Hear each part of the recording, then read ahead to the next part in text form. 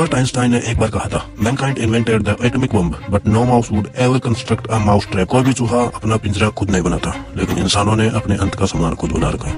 आज एक से बढ़कर एक परमाणु बम दुनिया को पल भर में तबाह करने के लिए मौजूद है। यहाँ तक कि इलोन मस्क जैसे प्रभावशाली लोग, जिन्हें दुनिया अपनी प्रेरणा मानती है, वो दूसरे ग्रहों पर जीवन खोजने की मूर्खता कर रहे हैं और असीमित धन खर्च कर रहे हैं। दिन रात ये कोशिश की जा रही है कि मंगल पर कैसे इंसानों को कॉलोनाइज किया जाए, जबकि आज तक इंसानों ने धरती के आधे भाग का भी उपयोग करना सही से नहीं सीखा।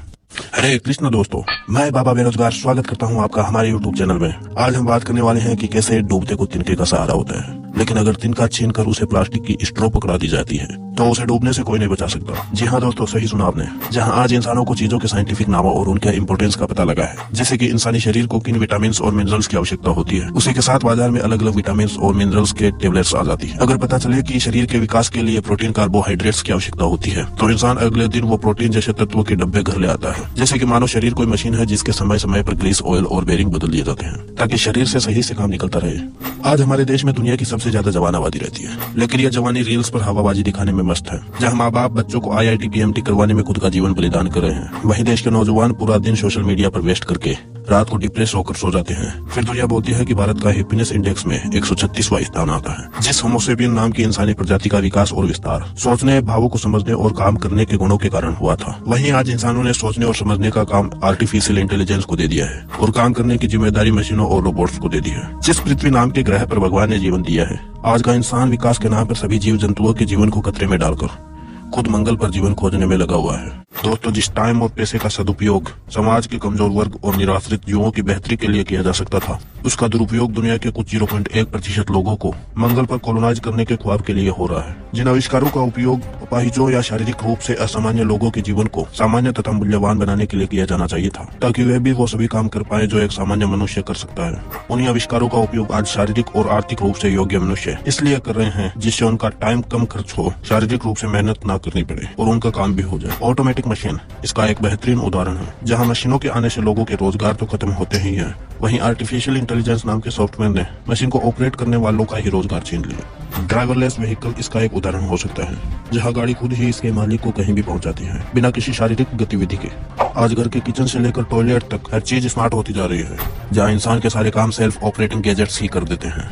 भविष्य में आगे चलकर अगर इंसान के हाथ या पैर लुप्त हो जाए तो शायद कोई आश्चर्य या परेशानी नहीं होगी, क्योंकि तब भी उसके सारे काम मशीनें खुद ही कर लेंगी। थोड़ा और आगे चलकर अगर इंसान खुद भी नहीं रहा तो भी कोई घोर आश्चर्य की बात नहीं होगी, क्योंकि आज का इंसान उसी के लिए काम कर रहा है। तो क्या इसका मतलब ये हुआ दो सभी प्रकार की साइंटिफिक रिसर्च बंद करवा देनी चाहिए, मार्स मिशन पर रोक लगा देनी चाहिए और इंसानों को केवल धरती तक ही सीमित करने वाले हैं। कभी भी नहीं दोस्तों, साइंटिफिक रिसर्च एक सही मोटिव के साथ सही डायरेक्शन में करते हुए रहना चाहिए।